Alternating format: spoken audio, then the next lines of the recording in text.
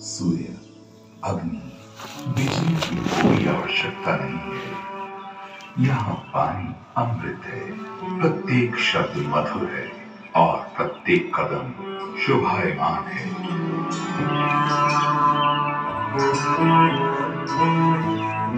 जीवन की समस्त योनियों की उपज ये आध्यात्मिक जगत है और इनके जन्मदाता सच्चिदानंद विग्रह श्री कृष्ण है।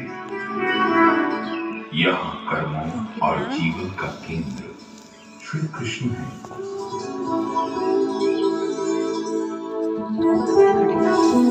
अद्वितीय रूपवती तथा अपनी आराधनी शक्ति राधा के साथ झूले में बैठे सर्वशक्तिशाली श्री कृष्ण संपूर्ण आध्यात्मिक जगत के साथ अलौकिक प्रेम के अनेक दिव्य रसों के आदान प्रदान का आनंद ले रहे हैं।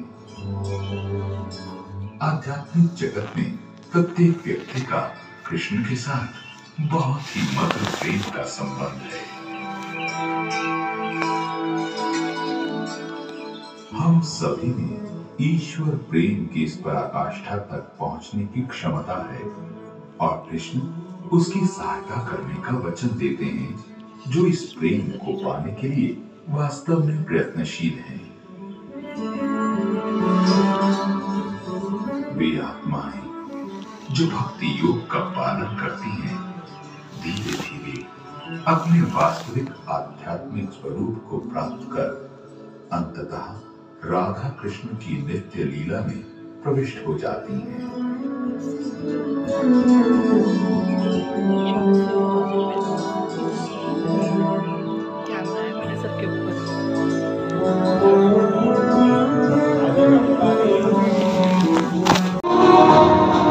अर्जुन ने युद्ध नहीं करने के कई उच्च विचार वाले और नैतिक कारण लिए, फिर दुख और अनिश्चितता में आकर अपने शस्त्र डाल दिए।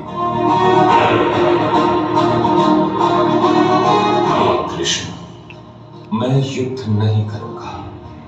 मैं पूर्णतः व्याकुल हो गया, इसलिए कृपया मुझे निर्देश दें और मेरे हृदय से इस दुख की पीड़ा को हटाएं और मुझे मेरा कर्तव्य बताएं।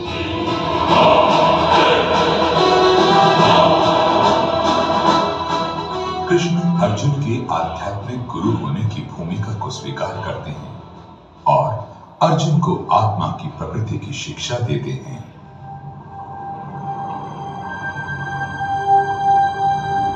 हे अर्जुन, तुम्हें क्या हो गया है? हालांकि तुम एक शिक्षित व्यक्ति की तरह बात कर रहे हो, परंतु फिर भी तुम उस बात के लिए दुखी हो रहे हो जो दुख करने योग्य है ही नहीं। आत्मा अमर है, तुम आत्मा को नहीं मार सकते। आत्मा एक शरीर में तब तक रहती है जब तक उसकी आयु है। आयु पूरी हो जाने पर आत्मा उस शरीर को त्याग कर दूसरे शरीर में प्रवेश कर जाती है। सुख या दुख की चिंता मत करो, पूरी भक्ति भावना से अपने कर्तव्यों का पालन करो और विजय या पराजय की चिंता किए बिना युद्ध करो।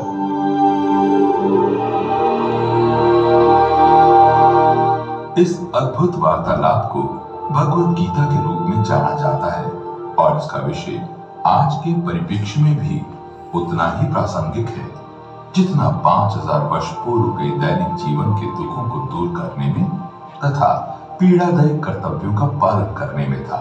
इसमें एकमात्र आवश्यकता है एक नम्र और खुले विचारों वाले दिमाग की।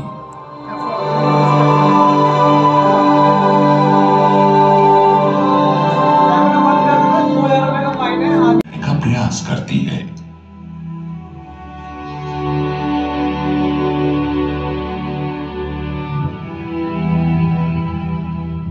आत्मा इतनी शक्तिशाली है कि ऊर्जा की ये छोटी सी चिंगारी किसी छोटे से छोटे ईश्वर एक भौतिक शरीर का निर्माण करता है।